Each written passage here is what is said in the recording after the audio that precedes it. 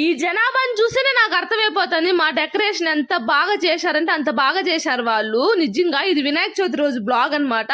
ఇంక నేనైతే అమ్మ వాళ్ళ ఇంటికైతే వచ్చేసాను, ఎందుకంటే మాకు పండగ లేదు కాబట్టి. ఇంక రాగానే మా అమ్మ వడలకి రుబ్బమే అని చెప్పి నన్నైతే రోల్ కార్డ్ అయితే కూర్చోబెట్టేసింది. సరే వడలే కదా అనుకుంటే సుగీలు కూడా ఇచ్చింది. నాకైతే బీభత్సమైన కోపం వచ్చింది. అట్ట కోపం రాలేదు, ఇంక దేవుడికి కాబట్టి ఇంక అమ్మ చేసుకోలేదని చెప్పి అయితే నేనైతే సుగీలు అయితే కూడా రుబ్బేశాను.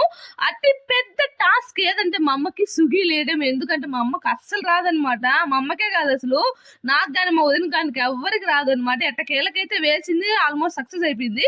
ఇంకా వినాయకుడికి చెప్పాలంటే ఇయర్ యాక్చువల్ గా అన్న తెస్తాడు. ఈ ఇయర్ అయితే అన్న తేలేదనమాట. ఎందుకంటే మాకు 3 years నుంచి మెడికల్ షాప్ కి అయితే మట్టిది అయితే వస్తుంది అనమాట. ఇంకా ఎట్టకేళ్ళకైతే అమ్మ అయితే నీట్ గా అయితే రెడీ చేసేసింది. రెడీ చేసిన తర్వాత వీళ్ళ అత్త కోడలు అయితే ఏదో పూజలు అయితే చేసుకుంటారు. నేనైతే రెడీ కాల, అందుకని నేను సరిగ్గా అయితే వీడియోలకు రాలా. రెడీ అయిన తర్వాత లాస్ట్ లో బ్లాగ్ అయితే తీసుకున్నాను అనమాట. ఇంకెటకేళ్ళకైతే వినాయకుడి పూజ అయితే అద్భుతంగా జరిగిపోయింది. ఇంకా మా సూర్య అయితే చాలా క్రియేట్ గా చేశారనమాట. నిజంగా చాలా హ్యాట్స్ ఆఫ్ అబ్బా, మీ అందరికి చేసే వాళ్ళందరికి చాలా కష్టపడతారు. నిజంగా ఎవరైనా చూడాలనుకుంటే నైట్ టైమ్స్ వచ్చి చూడండి, అద్భుతంగా ఉంటది అనమాట. ఇంకా మాడైతే ఒక చిన్న బొమ్మ అయితే తెచ్చుకుంటే ఇంకా తాత మనవడు ఇద్దరు అయితే పూజ చేశారనమాట. ఇంకా రాబోయే వీడియోలో కొన్ని బొమ్మలు అయితే కోడులు హైలైట్ గా ఉన్నాయి, అవి మాత్రం కంపల్సరీగా చూపిస్తాను. ఈ వీడియో నచ్చితే లైక్ అండ్ ఫాలో అబ్బా, అర్థమవుతుందా ప్లీజ్.